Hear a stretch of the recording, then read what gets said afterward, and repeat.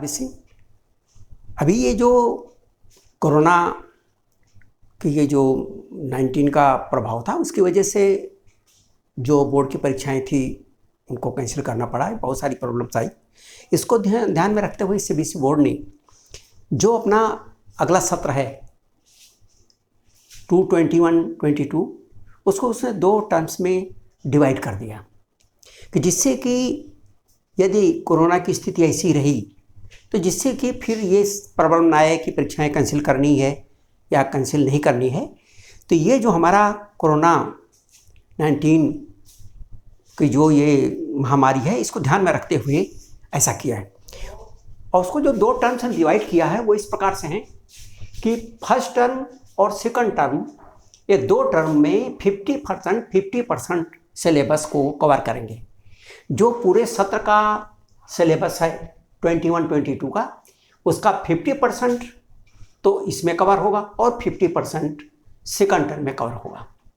और first term में जो एग्जामिनेशन है इसका लास्ट वो नवंबर और दिसंबर में फाइनल इम्तिहान होगा, जो 90 मिनट का एग्ज़ाम होगा। और उसकी जो परीक्षा होगी वो उसमें मल्टी चॉइस क्वेश्चंस होंगे, केस बेस्ड एमसीक्यूज होंगे, असर्शन एंड रीजनिंग टाइप के क्वेश्चंस होंगे। इस तरह के क्वेश्चंस के ऊपर वो एग्जामिनेशन होगा। और ये जो आपका सेकंड टर्म है वो 50% उसमें होंगे। वो मार्च और अप्रैल में उसकी परीक्षा फाइनल परीक्षा होगी। ये भी 90 मिनट का पेपर होंगे, लेकिन इस तरह के नहीं होंगे भी जिस तरह की परीक्षाएं होती रही हैं। ये शॉर्ट क्वेश्चंस हैं, ये लॉन्ग टाइम के क्वेश्चंस हैं, ये वेरी शॉर्ट क्वेश्चन है। इस तरह के पेपर्स क्वेश्चंस के ये पेपर्स होंगे। अगर मान लीजिए इसमें ये जो हमारी कंडीशंस हैं वो फेवरेबल नहीं हैं, बीमारी या अन्य तरह की कोई बात है, तो जो इंटरनल असेसमेंट होगा उसके आधार पर यहाँ पर नंबर दिए जाएंगे फर्स्ट वाले में। अब इंटरनल असेसमेंट कैसे होगा? ज़्यादा वेटेज उस ह्यूज वेटेज इंटरनल असेसमेंट को ही दिया जाएगा। उसमें यूनिट टेस्ट है, जो प्रत्येक परीक्षा जो पढ़ाई होगी तो प्रत्येक चैप्टर की एंड में जो यूनिट टेस्ट होगा उसके आधार पर फिर जो कोई भी आपके जो प्रैक्टिकल्स होंगे, प्रोजेक्ट्स होंगे या इस तरह की कोई भी जो अन्य तरह की एक्टिविटीज़ होंगी उनके आधार पर ये इंटरनल असेसमेंट होगा। इसके लिए जो सीबीएसई बोर्ड होगा वो डायरेक्शन देगा, वो गाइडलाइन देगा, उसके आधार पर होगा। और अगर नॉर्मल रहा तो फिर इस आधार पर ये परीक्षा होगी।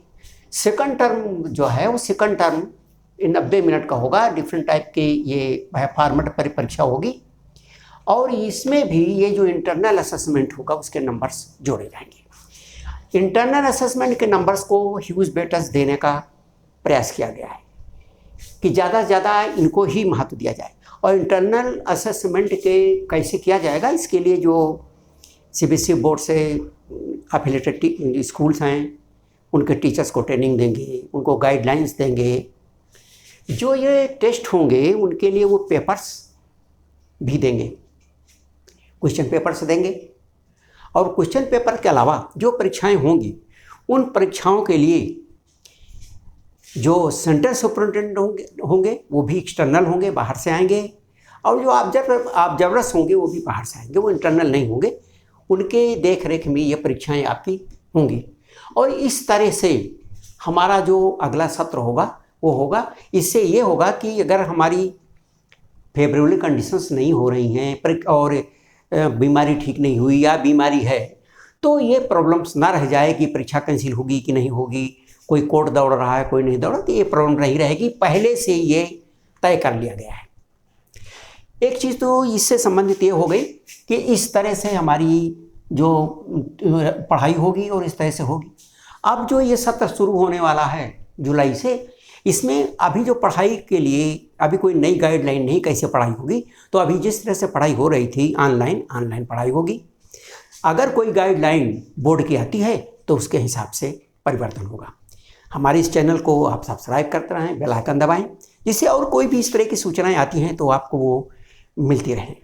एक बात का ध्यान रखें, अब पढ़ाई होनी है, जो जुलाई शुरू हो गया तो 11 की भी पढ़ाई और 12 की भी पढ़ाई। अब 11 की पढ़ाई, जो 10 के बच्चों का रिजल्ट आने वाला है 31 को, उसके बाद पढ़ाई शुरू हो जाएगी। और जो 12 के बच्चे हैं उनको कंपटीशन के लिए तो तैयारी करनी ही, पढ़ाई करना है, तो इसलिए आप लोग अपनी स्टडीज़ प्रारंभ रखें, पढ़ाई करते रहें। तो दर्शा